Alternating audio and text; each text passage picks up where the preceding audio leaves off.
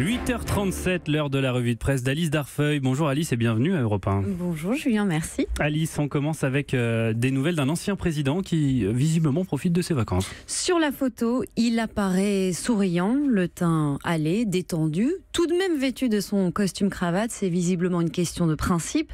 Il a un stylo en main et face à lui, une file de personnes venues pour une dédicace. Depuis la sortie de son livre Les leçons du pouvoir, François Hollande multiplie visiblement les bains de foule. C'est ce que nous raconte le Parisien aujourd'hui en France, qui s'intéresse surtout, et il vient très vite, à mettre en avant le décalage entre les vacances d'Emmanuel Macron, resté pour l'instant très discret dans sa résidence d'été du fort de Brégançon, et celle de l'ancien chef d'État qui, lui, en profite et surtout ne s'en cache pas.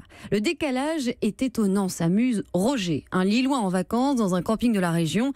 J'ai vu un ancien président souriant et tout bronzé, et à la télé, le président actuel, Emmanuel Macron, tout pâle, qui rentrait dans sa propriété en voiture sans s'arrêter. Chez les touristes en vacances dans ce coin, un sentiment domine, nous raconte la correspondante du Parisien dans le Var. Le président ne se montre pas assez et son prédécesseur beaucoup, trop. La journaliste pose la question. Mais visiblement, sa joie est communicative puisque la nouvelle vie de François Hollande intéresse aussi le journal Le Monde. L'ancien président n'a pas repris son scooter. Il ne conduit pas non plus sa voiture, mise à disposition par le ministère de l'Intérieur, mais il prend plus facilement le train. À l'automne, il a acheté une maison dans une ruelle pavée, très recherchée du 20e arrondissement de Paris, et il lui arrive de faire lui-même ses courses, parfois même le marché. C'est la journaliste Solène de Royer qui signe ce papier, dernier numéro de cette série estivale intitulée Président, la vie d'après. On y apprend notamment, et sans surprise, qu'Emmanuel Macron et François Hollande entretiennent désormais des relations exécrables. Ils ne se sont jamais revus en tête-à-tête, raconte la journaliste.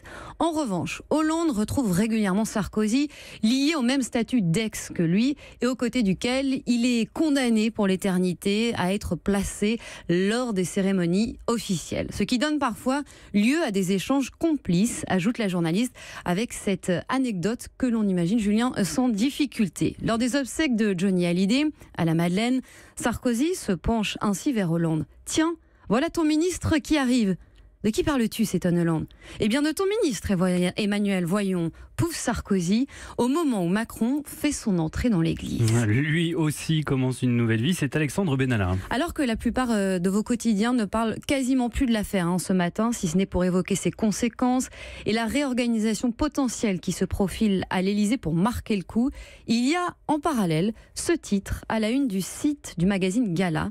Remercié de l'Élysée, l'ancien bras droit du président aurait déjà retrouvé du travail dans un univers pour le moins étonnant, aux antipodes de la présidence de la République, raconte la journaliste. C'est vrai qu'on est très loin de la politique, là. C'est pour l'animatrice et ex-candidate de télé-réalité Ayem Nour qu'Alexandre Benalla travaillerait désormais. Il accompagnerait la starlette et son fils dans tous leurs déplacements et aurait été aperçu le 30 juillet à l'aéroport du Bourget en direction de Marrakech.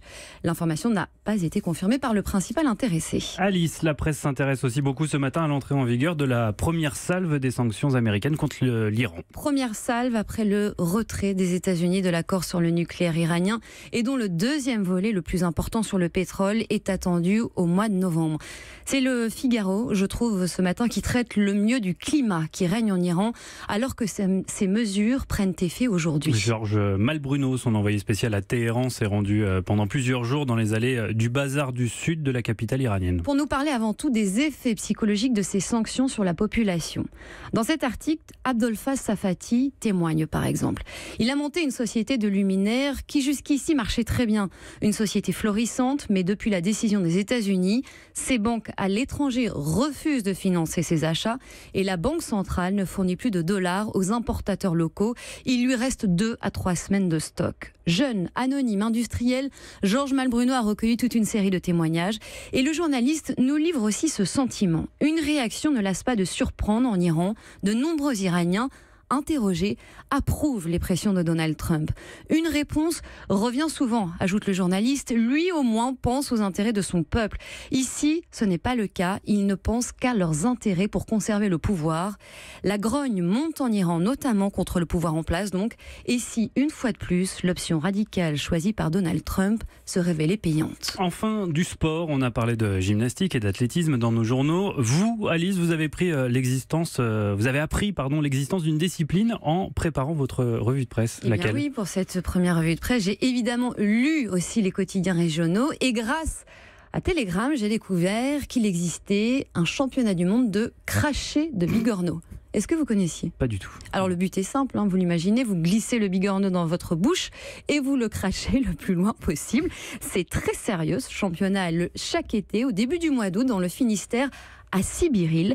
Et le Télégramme nous raconte que malheureusement hier, lors de cette édition 2018, malgré la forte affluence, le record mondial n'a pas été battu. Il était établi à un peu plus de 11 mètres chez les hommes, 5 mètres 89 pour le record féminin. Les mauvaises distances réalisées, nous explique le journaliste, sont sûrement dues à un vent contraire soufflant du nord-est. Mais l'essentiel a été préservé, une bonne ambiance de franche rigolade qui régnait sur le petit port Léonard qui était noir de monde. 11 mètres pour cracher On ne un comprend pas la bigorneau. différence entre le record des hommes et celui des femmes. Il y a quand même, c'est quasiment la moitié. Ça doit être une question d'entraînement. Vous êtes plus affairés que nous, c'est bien connu. Je vais enquêter. Merci Alice Darfeuille. À demain pour une nouvelle À demain. revue de presse. Europe 1.